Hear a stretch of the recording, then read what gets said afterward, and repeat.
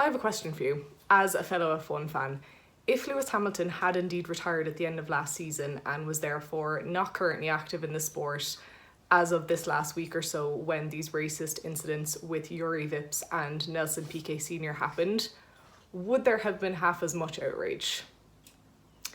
If we're honest with ourselves, I believe that the sad but truthful answer is no.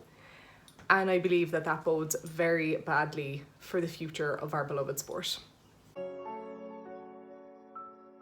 I'm dispensing with the usual channel intros and subscriber spotlights, asking you to subscribe to the channel, like the video, etc. because what we have to discuss today is way bigger than that. June has not been a good month for Formula One, has it? I mean, in the space of just 1 week, in the last week, we have had 2 incidents of racist language being used by one current and one former member of the sport at the highest levels. The week prior to that, we saw social media abuse towards a female Sky Sports F1 pundit. And the week before that, we had the FIA president having to clarify comments that he made in an earlier interview where he suggested that drivers such as Sebastian Vettel and his activism for global issues like the climate crisis were imposing their views on others and that it was not appropriate for them to do that as drivers. And his opinion was that they should just be focused on driving and driving alone. I really cannot emphasize enough how damaging those attitudes are for Formula One. I received a reply to a comment that I'd made recently on another F1 YouTuber's video from someone who said that there was no place for compassion in F1 and that I should go and watch something else if that's what I'm looking for. And there is another term for sport without compassion, and it's called video games. But that is not what my channel is about, and that is not what F1 is about. And again, back to the FIA president, he called out Lando Norris's advocacy on mental health issues, and how on earth is it that in 2022, leading figures in our sport are taking such a narrow-minded approach? I really cannot be more opposed to that opinion. I can't get it out enough. I can't emphasize it enough.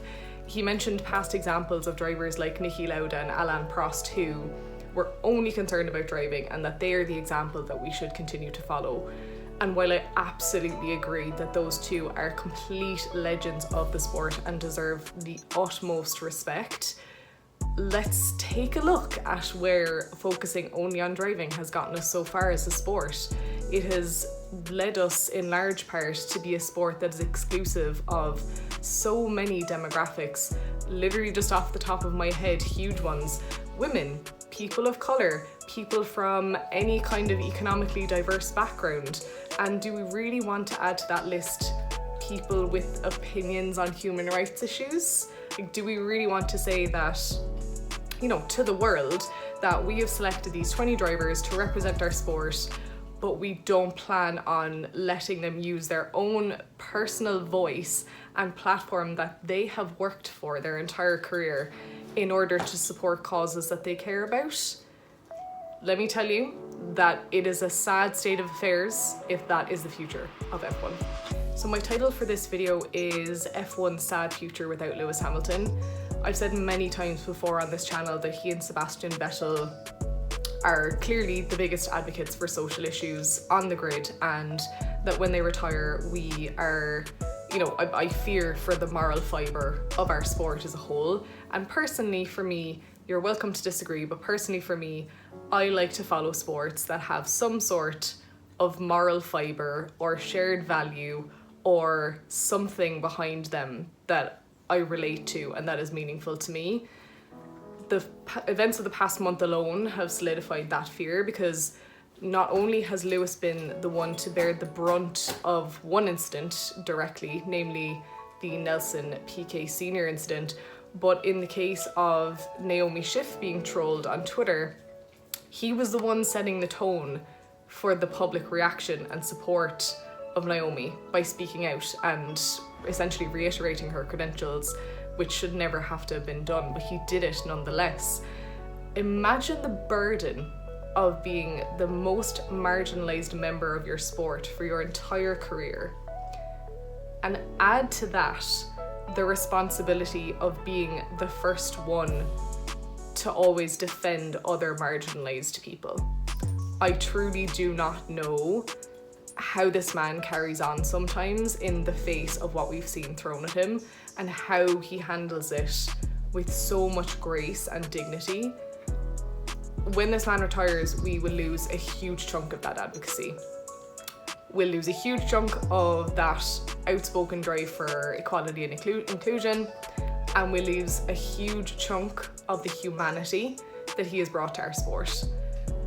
And Sebastian Vettel obviously deserves, a massive honourable mention here, and his loss to the sport in all of those regards that I just mentioned will be massive as well. So what do we need to do to save us from that fate? Natural response would be to say that we should encourage the next generation of drivers to learn from Lewis's good example and not let their voices and platform be suppressed by anyone in leadership in Formula 1 that is setting a negative example in that regard. Lando Norris, I've spoken about before on this channel in terms of his advocacy for mental health, and I truly, truly hope that he doesn't let the FIA president's comments on that deter him, because that would be a huge, huge shame. But who else is there? You know, lots of drivers came out and made reactive statements in support of Lewis after Nelson Piquet Sr.'s comments, but it was reactive, and at the end of the day, this is kind of what we see all the time.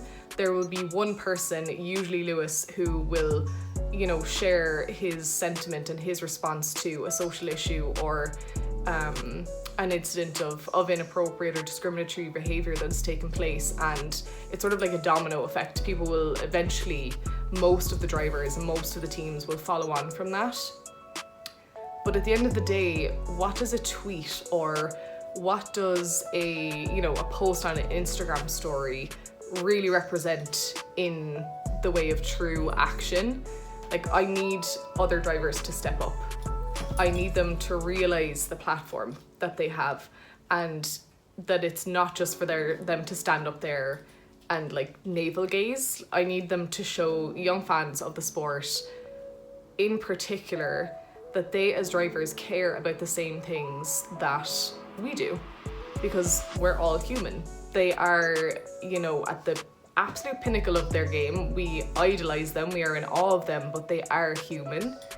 And the last thing that I want is what the FIA president seems to be suggesting, which is having essentially opinionless robots driving these cars around, because honestly, who wants to watch that? Thanks for tuning in, folks. Look, I could talk about this literally all day. I have been, as I was writing this episode and planning it, I was just so outraged, so angry, so frustrated, so tired with what's been going on in our sport. This is a very tricky time for the world as a whole also. We're getting so much negative news, and it's really difficult to absorb that, and F1 unfortunately is not an exception, but I do truly hope that we start to hold ourselves to a higher standard as an entire community. Let's not forget that June is Pride Month, which is supposed to represent diversity, inclusion, acceptance, and Formula 1's We Race as One campaign was intended to set an example of acceptance, but we really have yet to see that done in a meaningful way. The example here has to be set from the top. It has to come from the FIA, it has to come from the teams, and it certainly shouldn't be the drivers that are leading this, and it even more certainly shouldn't be a subset of one or two, or mostly even just Lewis Hamilton. It's the Silverstone Grand Prix this weekend. I do hope that we can all enjoy it, but I'll be totally honest, there's a pretty grey cloud over F1 right now, and it absolutely shouldn't be ignored, because we spent too long getting over these bumps in the road and then brushing them under the carpet and not making real change, no matter how hard people like Sir Lewis Hamilton have pushed. Let's stop doing that.